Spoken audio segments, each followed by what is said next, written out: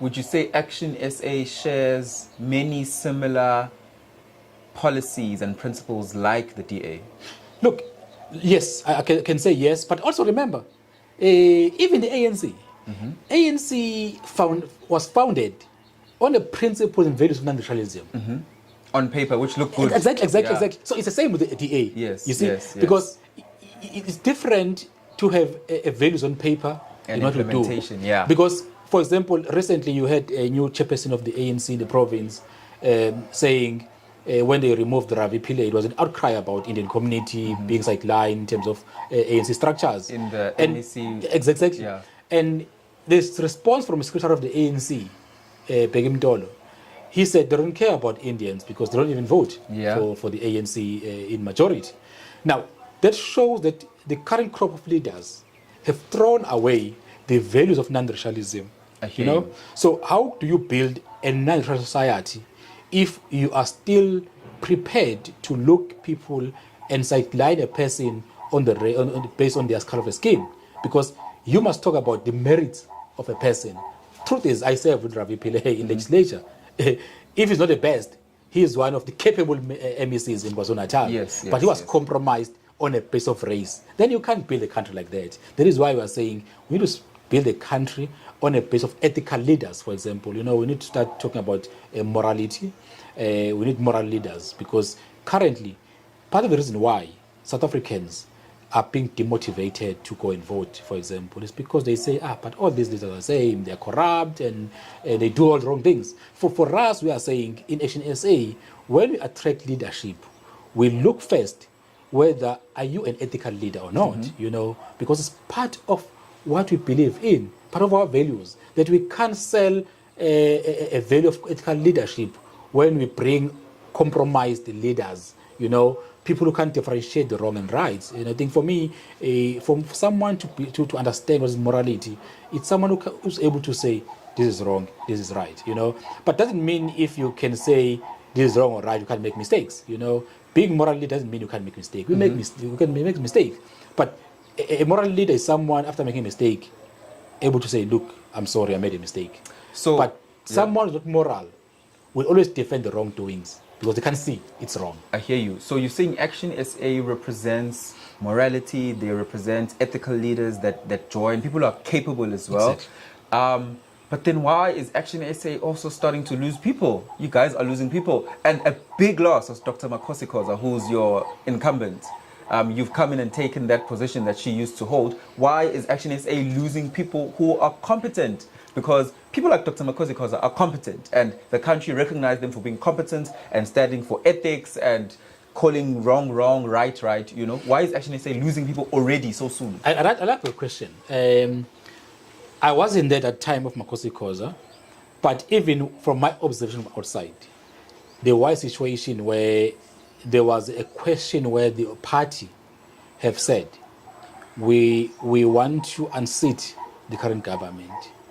Then you've got a leader who was prepared to work with the current government in eThekwini. This was Makosi Khoza. Yes. So, but I don't know other issues. But from what I understood, and what even now I heard from Mashaba, is exactly that she was in a way defying the party on a position that says we are not prepared to put ANC into government in eThekwini, but she was prepared to put ANC into government because ANC promised her an impact chairperson position. Now she was prepared to compromise those values for her own personal gain. But that's how far I know about the situation of Makosi Khoza. But coming to the issue of losing people from Action SA, again, it was a question of leadership. I can tell you, since I've came in, there's so much excitement from members who left Action SA who are now saying, we're coming back. We believe in leadership. And I can tell you on the 5th of November, I'm having a meeting here in Durban with the region of eThekwini. And there are many members from eThekwini who have left Action SA, who are now saying, we're coming back. And then they will be there in that meeting because they still believe in Action SA, but the challenge is around leadership. And I think most people understand that the time of fighting doesn't really, it's no more. We need to find a way to deal with issues like social justice. It's part of our values. It's not nice to drive around just because you are fortunate to afford to be in a suburb, it doesn't mean it makes you comfortable to pass townships, rural areas where people are starving on poverty. You must start to say, what can you do to change the life of these people?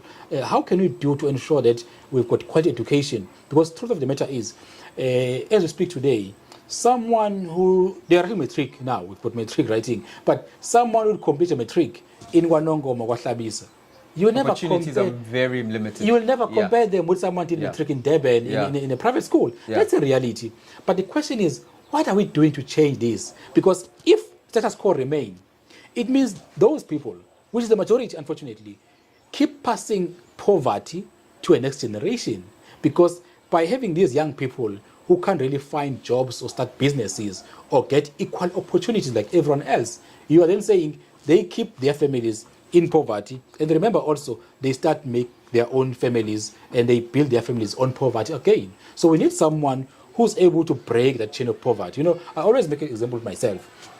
Having born in a polygamy family, and I'm a last born out of 18 kids, I've got 18 siblings. Jeez, and I'm a last born, 18 years, and I'm a last born. Yeah. And I'm a first person in my family fortunate to go to the university, But for me, it's a privilege. You never take deep away. Poverty. Out of 18, you go to Zwakele. Yes, exactly. The fact that I'm the first one to go to the university, and now I was able to work as an engineer and become a professional engineer, that means for somehow I have broken a chain of poverty in my family, because my kids will never say they are born in poverty, because my first daughter, I was already working as an engineer by the time. I was able to afford my life. She was able to go to best schools, So meaning I was able to get an opportunity, to break the chain of poverty. What I want to see in South Africa, that's my vision, is to see so many Zwakeles who can able to break the chain of poverty. Because now it means as much as many of my siblings can rely on social grants, but my generation, my kids, are no more rely on social grants. How many families can have that? They can boldly say, I'm now able to break the chain of poverty. That is why I'm saying, if we can start really ensuring that rural areas, townships, and every South African are able to get quality and equal education, we can break a chain of poverty, because these social grants are not sustainable. It's okay as immediate intervention, but you can't sustain them for long. Just still on politics. Your PRN, you just said you're a professional engineer. Yes. Which field? Electrical engineering. Electrical engineering. Yes. Oh my gosh. That's me too. I'm PRN. Electrical engineer. Yeah. So I'm going to be a politician one day. I'm worried. It looks like I'm going to be a politician one day. Young stress and when did you leave the career? I think I left the career full time in 2011. Yeah, because I was in politics in 2001. I was involved in politics, but I was like part-time involved, Look, I used to be I was the only one anyway, the field prepaid engineer in the province. I was installing these prepaid machines in the province for ESCOM. So I was the only engineer in KwaZulu-Natal doing that. But I think at some stage one realized, when someone, and I think if you see there's no change, the question is, what are you doing to contribute to a change?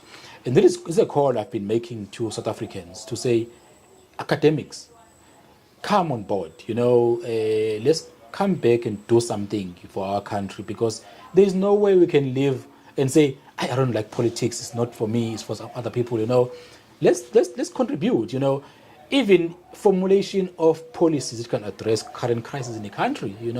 We've got state entities that are collapsing. We've got a challenge of, we talk of many issues within our transportation system, like we've got trucks causing accidents on the roads. The question is, where are the brains to come together and say, look, let's fix this problem? Trucks are killing our people. What can we do to go back to railway lines? We used to have railway lines where containers will be transported through the railway line, but now they're on the road using trucks, which cause more accidents, which means really it's a disaster on its own. So I'm saying, can't we come together and find a solution to these challenges we are facing as a country?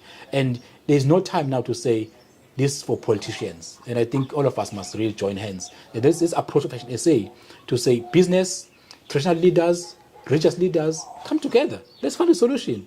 Because look at, for example, look at the leader of State of Mashaba, who left his successful business, to say, look, I want to play a part. Yes, he's a guy very successful in business, doing very well. So one can say, what do you want in politics? But because he's got a passion of South Africa to say... people. And people. Okay. I must do something. Yeah. Because remember, you might have a business today who is successful, but what guarantee that the first generation and your grandchildren will be able to find this country what it was maybe 10 years ago? Because every year is collapsing. Now, there's, I think, a big question to say, wherever you are in your own space, ask yourself, what is my contribution to this country? And what role do I play to change what's happening in the country? Because we must do something.